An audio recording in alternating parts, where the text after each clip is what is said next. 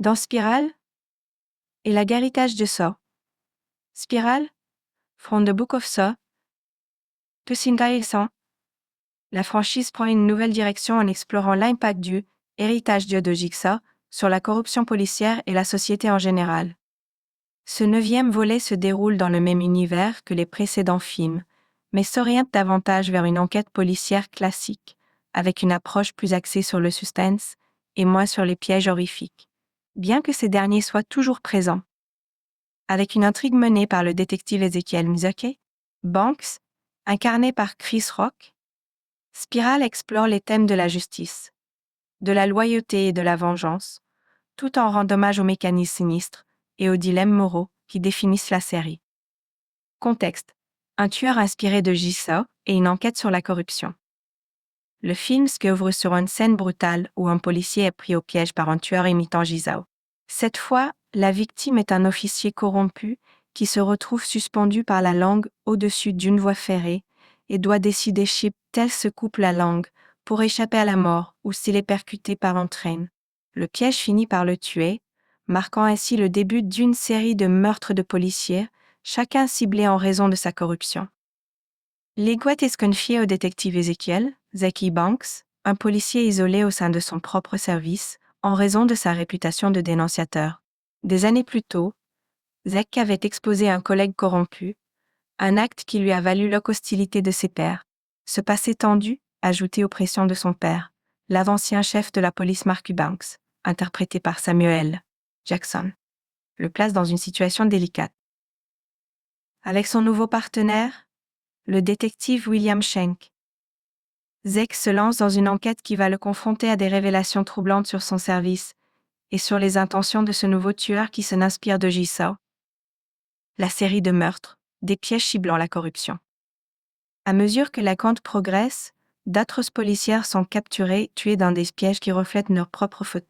Contrairement à Jigsaw, qui ciblait principalement des individus qu'il estimait ingrats ou moralement défaillants, ce nouveau tueur semble avoir une mission spécifique: punir les officiers corrompus et exposer les failles du système de justice. Voici quelques-uns des pièges marquants. 1. Le piège de la langue. Ce piège, destiné au premier policier, symbolise le silence de la police face à la corruption. Le policier doit se couper la langue pour échapper à la mort, un choix qui reflète l'idée de mordre sa langue face à la justice. Il échoue, ce qui marque la série de morts violentes qui suivront. 2. Le piège de l'eau bouillante.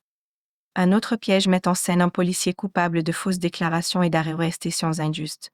Attaché dans une cuve, il est contraint de se mutiler pour éviter d'être ébouillanté. Ce piège symbolise le nettoyage de ses crimes, mais il échoue à le compléter, ce qui entraîne sa mort. 3. Le piège de l'éventration. Ces pièges s'adressent à un policier ayant commis des violences gratuites. Il doit se libérer en s'éventrant pour éviter une mort atroce, mais son incapacité à faire face aux conséquences pensées, ces actions le conduisent à une fin brutale.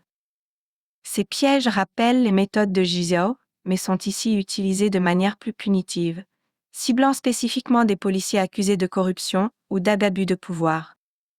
La progression de l'enquête, Zek et son passé complexe. Au fil de l'enquête, Zek découvre que les victimes sont toutes liées à des affaires de corruption et de violence au sein du département de police. Cela rappelle à Zek ses propres efforts pour combattre la corruption, ainsi que les représailles qu'il a subies pour avoir dénoncé un ancien collègue. Ce passé refait surface, et Zek se rend compte qu'il est lui-même une cible potentielle de ce tueur. Zek doit aussi composer avec la pression de son père, Marku, qui souhaite que son fils prenne sa succession en tant que chef, mais qui est également lié à des pratiques douteuses au sein du service. Les tensions entre père et fils montent, d'autant plus que le tueur semble vouloir exposer les faiblesses de Marcus.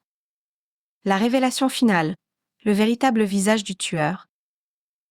Dans le climax, Zek est capturé par le tueur et découvre son partenaire. William Schenk est en réalité l'imitateur de Jigsaw. William révèle qu'il est le fils d'une victime d'un policier corrompu, tué de manière injuste lorsque Zek était encore jeune policier. Motivé par une haine pour la corruption policière et inspiré par la philosophie de Jigsaw, William a conçu son propre jeu pour purifier le département de police de ses éléments les plus toxiques. Dans une scène finale tendue, William place Zex dans un dilemme.